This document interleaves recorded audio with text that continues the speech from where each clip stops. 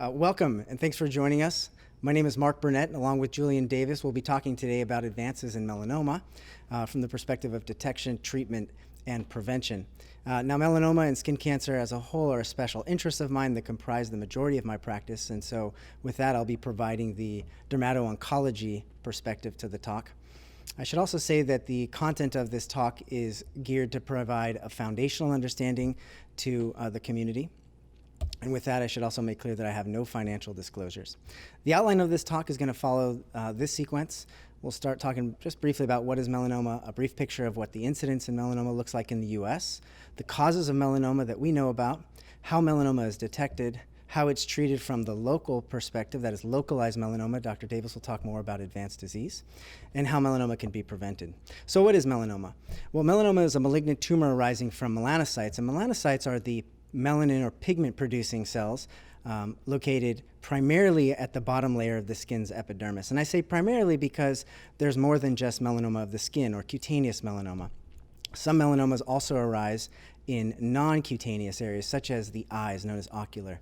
There's also melanoma of the mouth and the nose and other places, but those are exceedingly rare, and the content of this talk will be focused primarily on cutaneous melanoma. So the incidence of melanoma in this country is a bit of a mixed picture, and it depends on the age groups that we're talking about. For patients under 50, we have seen in recent years decreasing incidence, and that is largely a function of a few factors, namely things like increased knowledge about the effects of UV radiation, public health campaigns, supporting less use of tanning beds, and of course sunscreen technology, which has made great strides. For people over 50, we are seeing an increase in incidence, likely because those people accumulated sun exposure at a time when we didn't have the knowledge that we have now about the effects of UV radiation. I should make distinct, of course, that the incidence is not the same as mortality. The mortality of melanoma is actually going down, and that's in large part due to advances in metastatic disease, which Dr. Davis will talk about in just a moment. So broadly speaking, the causes of melanoma tend to fall under these three categories. We have UV radiation in the form of sun exposure, including tanning beds. The genetics of melanoma are a little bit nuanced, and we'll talk about that in a little bit. And immunosuppression is certainly something that we see more of. Melanoma is something we see more of in patients with immunosuppression, but I won't talk too much about that. Suffice to say that in patients whose immune systems are suppressed, the rate of melanoma indeed goes up. So UV radiation is a cause of melanoma. Excess radiation, that is, not just going out and getting this and having sun, but one's risk, in fact, doubles with a history of 5 or more sunburns. Tanning beds deserve a special mention, largely because the risk of melanoma increases significantly with them. In fact, the World Health Organization groups UV radiation from tanning beds in the same group as plutonium and cigarettes. And if you or someone you know has used tanning beds, they should know that their risk increases significantly. If you've used a tanning bed 10 or more times, your risk goes up by 34%. And if you've ever used it before age 35, it goes up by 75%. So the story of genetics in melanoma is a little more nuanced. And broadly speaking, most melanomas are not genetic. They arise from sporadic mutations that one acquires as a result of exposure to an environmental factor, namely UV exposure. But there is a small fraction of melanoma that arises from within families, and some of them have a gene that's ascribed to them, and some of them do not. There are also association studies that have shown features, that is, things like pigmentation and skin type, that give rise to increases in the risk for melanoma. These don't have a gene per se, except in the case of redheads who have an MC1R mutation. But the point is that people who sunburn easily, tan poorly, have red or blonde hair, have fair skin, they don't necessarily have a gene, but they have characteristics that predispose them. A caveat to that, of course, is that some melanomas arise in patients without known risk factors, and that really underlines the fact that we don't know entirely the pathogenesis and development of all melanomas. The other part of melanoma genetics that's important to know about is patients who have many moles. And when I say many moles, there are patients who literally have tens to hundreds of moles. These are patients who sometimes have moles that are termed dysplastic or atypical. People with dysplastic nevus have sometimes a syndrome, and they exist on a spectrum. And the more moles and the more severe their moles look, the higher the risk. And sometimes this is not entirely genetic. In fact, there are some patients who don't have many moles in their family, but they themselves do. So how is melanoma detected? Well, this is 4 pictures of very atypical moles that are advanced. But the goal of a dermatologist, of course, is to detect melanomas at much earlier stages than this. And so how is that done? Well, I want to first just give you a sense of what the goals are of melanoma screening from my perspective as a dermatologist, which is, of course, to identify tumors at an early stage when surgical excision alone can be curative. But I also have to balance that with not turning patients into pincushions, and that is avoiding unnecessary or excessive biopsies. And that's really what the detection methods that we have and technologies that we have are aimed at. One other very important thing to know is that most melanomas arrive de novo, which means that they are typically unassociated with a pre-existing mole. So this is an actual patient of mine who had a melanoma on her back, and dermatologists for many years just had their eyes that they used to determine whether or not somebody had something concerning. And what we used colloquially was a term known as the ugly duckling sign, which is to say we're looking for that growth that looks different than the others. And indeed, this was a new spot noted by her husband that was not there the last time he had a look at her back. As you can see, it's quite different. It has many colors. The borders are nice, but it is asymmetric. So once we've made the decision to more closely look at a lesion, we then have to apply some clinical criteria. And those clinical criteria we refer to as the ABCDEs of melanoma. And the ABCDEs represent different characteristics such as asymmetry. If you were to cut that mole in half that we just saw, it would look asymmetric. The borders were not irregular, but it did have 2 or more colors. Diameter is something that we use if it's bigger than about 6 millimeters, which in real-world practice is about the size of a pencil eraser. And then we also like to take a history on it, whether it's been evolving. In this case, it was new, but sometimes evolving also means that it wasn't itchy and then becomes itchy. It wasn't painful and then became painful. But we also have more advanced techniques than our eyes. Now we have something called dermoscopy or a dermatoscope, which is much more than a magnifying lens. The scope of how it works is beyond this talk, but it uses light scattering and polarizers or not, depending on the depth of the structures attempted to be visualized by the dermatologist. And it is a relatively new technology, but it can be thought of as analogous to the stethoscope for a dermatologist. And why we like it is because it improves our diagnostic accuracy significantly, and it reduces the need to biopsy. But there's a caveat here, which is that you really only get those benefits in experienced hands, and for that reason, it's becoming a standard part of dermatology training so that new dermatologists can increase their experience with it. The use of dermoscopy hinges on the use of algorithms, which we apply to the evaluation of what we're seeing through the dermatoscope. And we can see much more than just melanoma. We can evaluate any new growth. Based on what structures we see, we can categorize it as something that is benign or something that is potentially malignant and needs to be biopsied. An example of that is this lesion on this person's shoulder. It sticks out, it's new, it's quite large and conspicuous. But when I apply my dermatoscope to it, I can see very clearly that it has what we call a starburst pattern and a rim of globules. So I can tell this patient that it's a benign type of nevus and that it's likely to grow in size, so they shouldn't worry if that alone is what they see. Now, lots of things can look very unusual. This is a panel of growths that look concerning. Some look quite banal. And when you look at them with a dermatoscope, we can see structures that indicate they may be a melanoma. In fact, all of these were melanomas. Dermatologists also employ total body photography. This is a type of photography in which we take sequential images over time and we compare them so that we can easily detect new lesions or changes to lesions rather than relying on our memory. When you combine that with dermoscopy, the rate of being able to detect melanomas goes even higher. Now I'm going to talk about some new and emerging technologies. I should say these are not widely used. Much of them are still under investigation, but they're worth mentioning anyways because they are coming down the pipeline, in fact, are used in our community. So non-invasive RNA analysis or pigmented lesion assays are basically a tape stripping method in which a piece of tape that gathers cells overlying a suspicious lesion are taken, evaluated for genes known to be expressed in melanoma, and then can inform the physician as to whether or not it is something that then needs to proceed to a biopsy.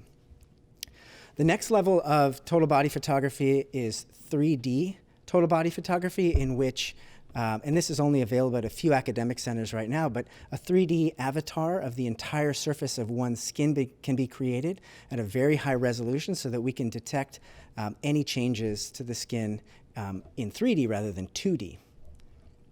The other technology that's now available is Reflectance confocal microscopy. This is basically a tool that allows us to look in the skin and see changes to a particular growth at a level that's almost on par with a microscope, but which does not require removal of the actual lesion to evaluate. This is me actually having it done on one of the moles in my arm. And again, it's non-invasive. You get what's called near histologic resolution, and the data on it are quite promising. It's improved in terms of its diagnostic accuracy compared to dermoscopy, and it prevents the removal of up to 70% of benign lesions. The caveat, of course, is that it takes extensive training to be able to interpret the images that are acquired from this. Artificial intelligence has been in the media quite a bit. I want to just touch on it briefly because I think it's something that we're going to see more about. What it refers to really is machine-based learning, where they use convolutional networks, neural networks, and what those are basically software algorithms that have been trained to distinguish benign versus malignant lesions in a very controlled setting, either using clinical images or dermoscopic images. And in fact, in the controlled setting, the ability of the machine is on par with that of a board-certified dermatologist to determine what is melanoma and what's not. But I should say that there is not yet, and because I get this often, is there a way that a camera can scan me or a robot can come in and scan me over and tell me which ones are bad and which ones are not? And we're not there yet. So all of these technologies help us decide whether or not we need to perform a biopsy to confirm the diagnosis of melanoma. And that's because the gold standard in the diagnosis of melanoma, it remains traditional biopsy with microscopic tissue analysis. And what happens is a specimen is removed, it's sent to a dermatopathologist who is a specialist trained in evaluating skin under the microscope. And one of the most important things that the dermatopathologist will determine by looking at it is to determine whether or not one has an in situ or an invasive melanoma. Now, the term in situ is Latin for in its place, and it's often used in a lot of solid tumors that are found in the body. What it means in the context of melanoma is that the melanoma is isolated to just the top layers of the skin, meaning it has not yet penetrated and gone out of its place. Most melanomas in this country are diagnosed at the level of in situ disease, and that's really a testament to the improvement in technologies, detection technologies that we have. Now, 99% of people who have an in situ melanoma will go on to live a long, healthy life, and that's because the likelihood for the in situ level of melanoma disease to spread is exceedingly rare. On the other hand, invasive melanoma has the potential to get thick and grow to such an extent that it may encounter a blood vessel or a lymphatic vessel and increase the chances of spreading. And one's treatment and prognosis is at least in part a function of how thick the melanoma is. So how melanoma is treated in a very summary sort of slide here is that a pathology report is generated. The dermatologist will gather all the other relevant information from both the pathology report and the patient, including an exam and review of systems, and will begin the process of generating what's called a clinical stage. Most melanomas are localized and require nothing more than surgical treatment. If there's an indication that it has a possibility of being advanced melanoma, then surgery along with other tests, which Dr. Davis will talk more about, is often the course. Some of the new technology we have in this realm is in the form of gene expression profile testing, which is when the genes from the original biopsy are analyzed, and the hope with the analysis is to determine whether or not that melanoma is one that has the likelihood of spreading or not. And while it's not yet standard of care, it is quite widely used and perhaps will be standard of care in the next 5 to 10 years, and there's a precedent for that. Gene expression profile is standard of care in many other solid tumors. So when it's localized, how is melanoma treated? Well, guidelines from the National Cancer Care Network, which is the NCCN, the American Academy of Dermatology, uniformly recommend that surgery be the primary treatment modality for cutaneous melanoma, for skin melanoma. In surgery for melanoma, of course, the goal is always to completely remove the tumor. But the method by which the surgical specimen that is removed is evaluated, that is, the margins of it are evaluated, varies. And the very highest rates of removal, or clearance rates, are achieved when 100% of the surgical margin is evaluated. And there's really only two ways to achieve that. Either have it treated with Mohs micrographic surgery, in which a Mohs surgeon who has additional training in the use of Mohs to treat melanoma removes the melanoma, or the specimen is processed in a way that's analogous to the Mohs technique, in which the face of it is laid down. It's known as en face, and that allows the pathologist to view 100% of the margin. Now, Mohs surgery has really taken off in the US. There's been a 304% increase in the utilization of Mohs in the last 15 years, and that's for a couple reasons. One is that all of the published data indicates superior outcomes compared to traditional surgery, and this has also been paralleled by the expansion of treatment into the practices of Mohs surgeons at academic centers. So I'm going to shift gears here and talk about how one can reduce their personal risk of melanoma. Of course, you can't do much about the genes that you've inherited, so affecting some change is going to have to happen at the level of behavior modification. And avoidance of excessive UV radiation is really where it starts. I certainly don't advocate people be hermits and never get sun, but I do think avoiding excessive and especially sunburns is an important first step. Unfortunately, most UV damage is accumulated during the teenage years and early 20s, and most people don't like to avoid the sun. So things like the use of sun protective clothing, seeking shade, and sunscreens are really the next go-tos that people have. Now, sunscreen technology has made tremendous strides in recent years, but has become highly controversial. It's beyond the scope of this talk to talk about all the different points of controversy, but I have written several articles on this topic if one is so inclined. What is not controversial is the fact that the use of sunscreen reduces the incidence of melanoma. And perhaps the only randomized trial that will ever be conducted was done down in Australia. They followed 1,600 people for 10 years, and in one group, they randomized them to use the sunscreen however they wanted or not at all. In another group, they asked them to use it every single day, and they found that there was a 50% reduction in the incidence of melanomas and a reduction in those melanomas that were invasive. So, preventative recommendations. Sunscreen is something that I get asked about a lot. The sort of broad strokes of that are that you should be using something that is at least SPF 30, and you should be putting on thick and often. And the reason that is because in practice, there have been studies that have shown that people don't put it on thick enough. They often put it on thin and get an effective SPF that is only about a third of what they see on the bottle. Nowadays, most sunscreens are created more or less equal. The government has gotten involved in the regulation of claims made on sunscreen labels, and so they all have to meet a certain threshold of protection. So when people ask me what's the best sunscreen, there's not so much an issue about protection being better in one than another. What I like to tell people is that they should pick the ones that work the best for them. Some people have preferences in terms of how it appears, how it looks, how it feels, and so for that reason, I say the best one is whichever one you'll use.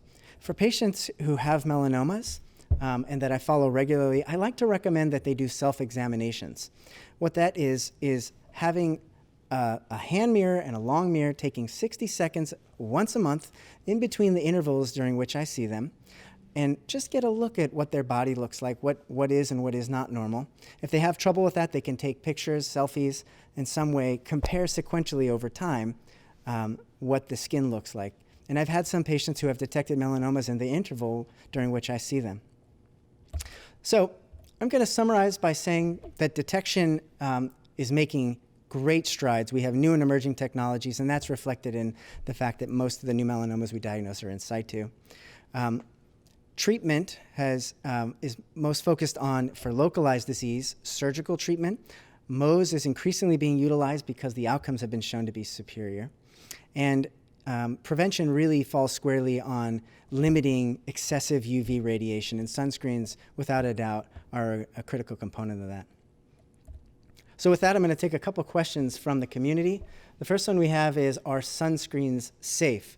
So a full treatment of sunscreen safety would require an entire talk in and of itself. I would summarize to say that there is a lot of extrapolation from non-human studies. There's some human studies that show transient changes and that it is absorbed in the blood, but there are definitively no studies showing definitive harm from sunscreens in humans, but there is very clear evidence that UV radiation causes skin cancer. The other question we have is, do I need to wear sunscreen if I have dark skin?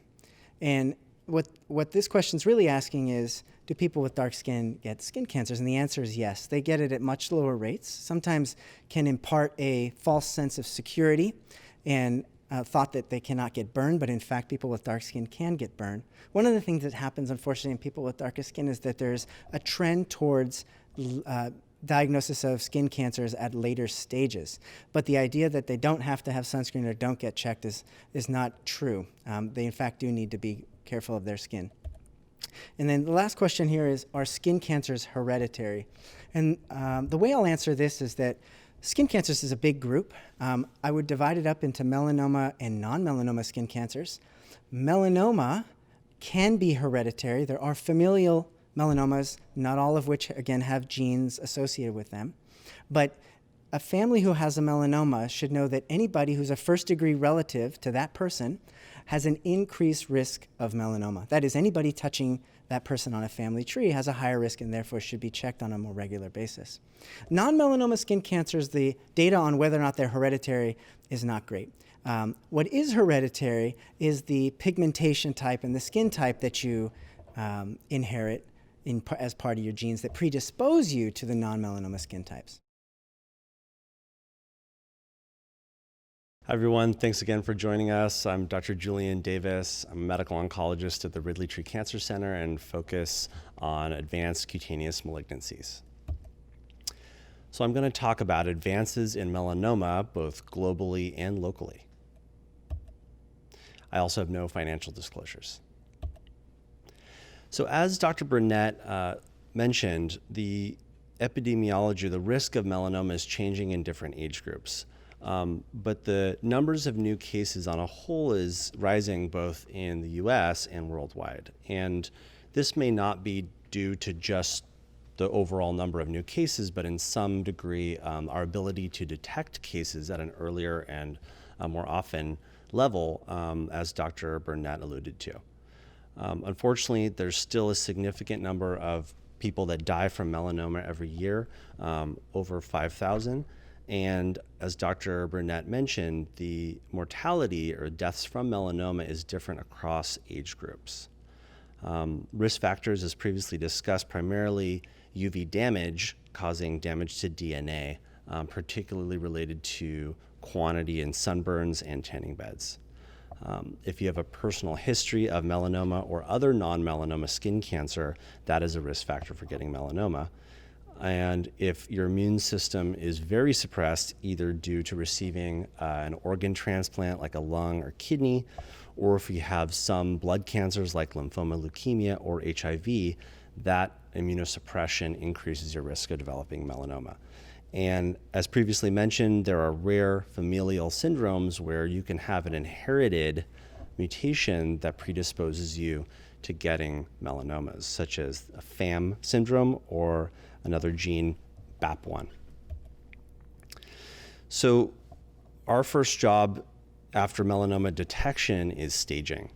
And that staging is divided into a few different dimensions, initially with a biopsy, either by punch, shave, or local excision, and then either Mohs or wide local excision with negative margins is the ideal for local control.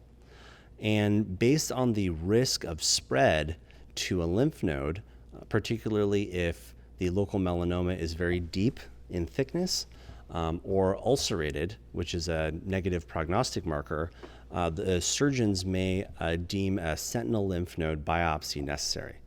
So this is a technique and technology that has evolved over the last 10 to 15 years, which utilizes a couple different types of dye, both a radioactive dye, technetium-99, and also a blue ink that's injected into the primary melanoma and allowed to track along the normal lymphatic channels to the first couple lymph nodes that a melanoma tumor cell would normally travel to. So by using a radioactive handheld Geiger counter probe, we can find the lymph nodes where the tracer went to, and that's dissected down by the surgeon and should also contain the blue ink and removed. And that way we can stage the patient and determine if they've had any spread to their lymph nodes or not.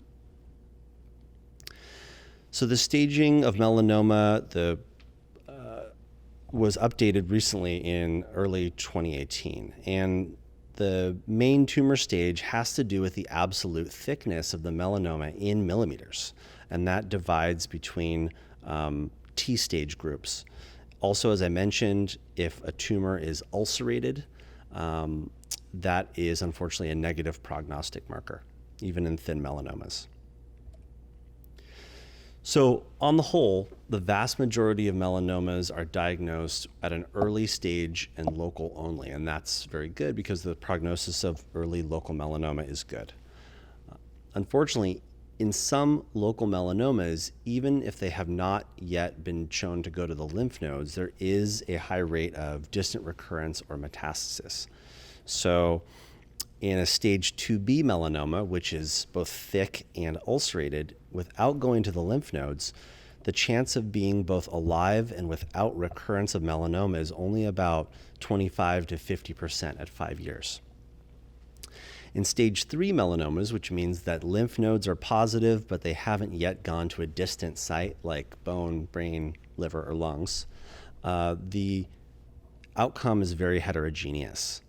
With stage 3A melanomas having very good prognosis, often better than some node-negative melanomas, and 3C and 3D melanomas having a very poor prognosis, unfortunately. So I'm a medical oncologist. I deal with systemic therapy for advanced melanoma, so treatments that travel throughout the body and treat cancer wherever it is. So that applies to both node-positive melanoma and metastatic melanoma that's spread to other organs in the body. Classically, the treatment of melanoma used traditional chemotherapy, which kills rapidly dividing cells, which has some benefit and effect, but significant toxicity, and the balance between those was not great.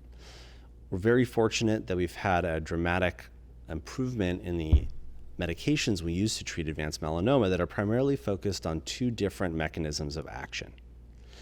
In about 40 to 50% of patients with advanced melanoma, they have a mutation in a gene called BRAF. This is not a mutation that they inherited. It's a somatic mutation that was acquired in the tumor only by DNA damage from UV light. So there's what's called a signal transduction pathway. That's a normal mechanism that cells use to control division and proliferation and growth. And this can be thought of as a controllable system. So if there's a mutation in BRAF, which is in this pathway, imagine it like the accelerator to the car is always stuck on and there's no control, and it's causing undivided, uncontrolled growth of the cancer cell. The fortunate thing is that we have targeted molecular therapy that can block this pathway, kind of like a lock and a key. That's fairly specific. So in patients who have BRAF mutated melanoma, they're eligible to receive targeted molecular therapy that focuses on blocking this pathway, which is hyperactivated. The other major mechanism of treatment of advanced melanoma is immunotherapy. So this has been one of the greatest progression and developments of cancer therapy on the whole in the last 10 years. Nobel Prize in Medicine was just awarded for this exact mechanism discovery. And immunotherapy applies regardless of BRAF mutation status. So across the board, patients who either have mutations in BRAF or don't are all eligible for immunotherapy. Melanoma is an immunogenic cancer, meaning that it already riles up the immune system to some degree. And we can see that in excision of local melanomas where lymphocytes, which are our body's immune cells, have attacked and already started to dive into the local tumor even without any treatment. Cancer is very good at evading the immune system, whose normal job is to pick up and control individual cancer cells that are popping up in our bodies all day, every day. So when cancer evades the immune system, it's able to hide and shut down these lymphocytes that are trying to do their job to kill the cancer. So the mechanism of these medications, which work in what's called an immune checkpoint, both an interaction called PD-1, programmed death 1, or PDL1, and another called CTLA4, act by removing the camouflage that the cancer uses to evade the immune system and letting the immune cells recognize, kill the tumor cell, do their job. So as I said, in the last 15 years, we've had a pretty incredible development of new therapies that have changed the game in advanced melanoma. Where previously we were using chemo like dacarbazine or first generation immunotherapies like interleukin and interferon, starting around 2010, both checkpoint immune therapy and targeted molecular therapy focusing on BRAF have been developed. First for metastatic disease, stage 4 disease, and then after showing dramatic success, those have filtered down to stage 3 node positive disease. And advances continue to happen frequently, as we will discuss. So here's an example of a recent clinical trial. These are what are called Kaplan-Meier curves, and they show the percentage of patients who are alive at a given time. So previously, before the development of this generation of immunotherapy and targeted molecular therapy, the average survival of a patient with metastatic stage 4 melanoma was probably about 6 to 12 months, despite chemotherapy. And in the most modern study looking at combination immunotherapy using 2 active drugs against both PD-1 and CTLA4, the 5-year survival is 50%. So 50% of patients with metastatic melanoma are alive at 5 years. And what you can see interesting on the bottom half of the page is an endpoint used in clinical trials called progression-free survival. It's the percentage of patients that are both alive and without any progression of their disease. And the most striking part on both these curves is that it seems to flatten out. There's a tail to the curve. So if you've gone a year, year and a half, 2 years without recurrence or progression, there's a good chance that your melanoma may not come back. Most stage 4 cancers are not considered curable, and our goal is to prolong life and maintain quality of life. However, with caution, we are seeing some patients who are disease-free, sometimes not even on therapy, with metastatic melanoma at 3, 4, 5+ years.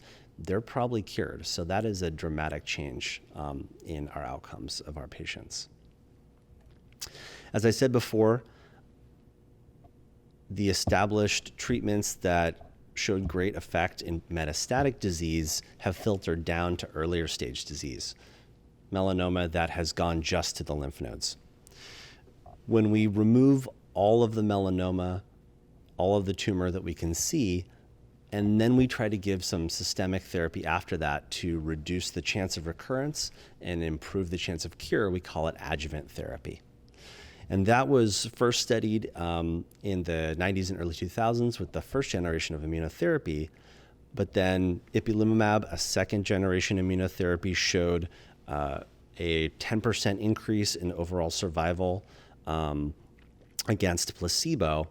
But unfortunately, this medication had significant side effects. About 50% of patients had pretty serious side effects where the immune system attacks not just the tumor, but also healthy tissue, with rare fatalities. So we knew we had to do better. In the Checkmate 238 study, it utilized the newest generation of immunotherapy with PD-1 antibodies and was compared in a randomized phase 3 trial against ipilimumab, the previous generation of immunotherapy. And the bottom line was that it both worked better and was significantly less toxic. About only a third of patients significant side effects compared to the ipilimumab. So this is now considered the standard of care. There are some controversies surrounding which patients really benefit and which ones don't. But for patients who have a large volume of disease in their lymph nodes or a really, really bad primary melanoma that's deep and ulcerated, we do recommend adjuvant therapy. Clinical trials are the way forward. That's how we learn new things, and that's how we apply new knowledge and get new treatments to patients while learning. And so here's an example of a patient of mine who we enrolled on an immunotherapy clinical trial. She unfortunately presented with advanced disease, a very bulky, involved lymph nodes on this PET scan in her right armpit. She also had metastatic disease to her lungs, making it stage 4 and generally not curable. However, within one cycle of this immunotherapy combination, she had a dramatic response with shrinkage and tolerated therapy very, very well. We follow patients with advanced melanoma with serial imaging, PET scans, and CT scans, and she has had a complete response and is actually now off of therapy being monitored and doing well. So this is a home run that previously was not thought of as possible.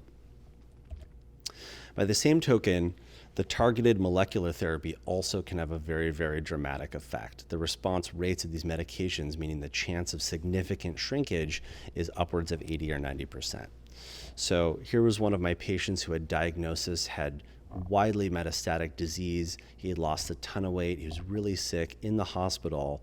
We identified that he had the targetable BRAF mutation, and by using combination molecular therapy, which is oral pills, we were able to significantly reduce his disease burden and greatly improve his quality of life, gained weight, started eating better, energy, got out of the hospital, was going on walks. So a dramatic improvement. So for future directions, we're looking at sequences of how we can apply the medications that we know work, but in a different setting. So I mentioned that if you have surgery up front, but we still think some systemic therapy can help you, we can give it afterwards, which is called adjuvant therapy. If we give the same systemic therapy before surgery, that might prime the immune system for surgery, and if the surgery would otherwise be a big one and very morbid, we could potentially shrink the tumor down and make the surgery easier and have a greater outcome of getting it all out. So that's called neoadjuvant therapy. So we're using the same tools, the targeted molecular therapy, immunotherapy, and another injectable immunotherapy called TVAC, which I'll talk about in neoadjuvant studies. Because we've shown some benefit in patients with stage 3, there has been questions, well, will it work for stage 2? Because as I said, some patients who have node-negative melanomas still recur with metastatic disease. So we know that there's a subpopulation with, unfortunately, poor outcomes. So there are ongoing clinical trials trying to find the highest risk node-negative patients and ask, does immunotherapy benefit them? Does it decrease recurrence and improve their survival? So those are ongoing. We don't yet have that data. Lots of other ideas to apply better combinations and new targets for advanced melanoma, utilizing different immunotherapy combos that hopefully can still harness that great effect but not be quite as toxic with these inflammatory autoimmune side effects, and also potentially combining both these modalities, both the targeted molecular therapy and also the immunotherapy together. Whenever we add drugs together, it can add side effects and toxicity, but there's some early trials that this may additionally benefit patients. And in most modern oncology, we're trying to utilize biomarkers for patient selection. What that means is if you give a treatment to a group of patients and only a certain percentage of those respond, it only works in a certain percentage. How can you know that before you do it to improve outcomes, to save the patient's side effects if they're not going to benefit, and to give it to the patients who are really, really going to benefit? So those are important studies that are ongoing. So sometimes if we just give the systemic immunotherapy that I mentioned that goes throughout the body and tries to wake up the immune system, it doesn't necessarily work. And what we found was that it's important that the actual primary tumor that we're trying to treat can either be cold or hot. If it's hot, it means it's inflaming the immune system, it's waking it up, it's recognizable. And if it's cold, it's still able to kind of evade the immune system and fly under the radar. So one way to make it hot, to heat it up, is actually to inject a engineered herpes virus, which has been specifically designed to kill melanoma, and call the alarm, raise the red flag, and bring in the rest of the immune system. So this medication is called T-VEC, and is already approved for melanoma as a standalone therapy on its own, where if there are lymph nodes or nodules under the skin that can be injected, even spots in the liver, this virus is injected every couple weeks, and that can cause both a great local response as well, potentially, as a response in other sites of tumor that haven't even been injected, something called an abscopal response. So when we combine the T-VEC with the IV immunotherapy, they are synergistic. And so there have been some good early phase trials that have shown this, and we're actually doing this in practice now. So here's an example of a patient of mine who had melanoma on his scalp. It unfortunately recurred with what's called in-transit or satellite lesions around in the local area. It was cut out with a bigger surgical excision and then recurred outside that area. And further surgery would be way too morbid because he would need a big flap or skin graft. So radiation wasn't on the table, so we decided to apply this combination of injectable immune therapy with T-VEC plus pembrolizumab, which is one of the PD-1 immunotherapy agents. So by utilizing this combination, after 6 or 7 months, we've seen almost a complete response to all of his lesions. And by following him with subsequent scans, we've shown that he has not had any progression outside of this local area. The rest of his body remains clean. So I'm anticipating actually stopping therapy on him pretty soon, which is pretty impressive. So all these developments are really exciting. Dr. Burnett and I are participating and leading an emerging multidisciplinary cutaneous oncology program in Santa Barbara. So this is a group of focused physicians, ancillary staff, pathologists, dermatologists, surgical oncologists, radiologists, medical oncologists like myself, who are focused in working together and having an effective program to treat advanced cutaneous malignancies, which besides melanoma includes things like squamous cell carcinoma, Merkel cell, and other advanced skin cancers. So any large academic program has disease-specific teams, and we think there's a need, an interest, and a demand for that in Santa Barbara, and we have the capability of doing that. So the basis for a program, besides excellent communication and expertise, is also a focus on research. And to that end, we have been broadening and developing our clinical trial portfolio at the Ridley-Tree Cancer Center to have other experimental options to offer our patients to get the next best thing. So 3 trials on the table. One utilizes a combination of immunotherapies, which my patient was on, that first example I used, who had a great response. After a brief hold because of the coronavirus, it's reopening soon. There's another clinical trial utilizing this combination of that injectable T-VEC with systemic immunotherapy, which is open and accruing. And then I have another trial that's in process of opening, which utilizes a tumor vaccine in conjunction with our standard combination immunotherapy. So a lot of patients who have metastatic melanoma should be eligible for this trial, and it looks to improve on the current standard of care.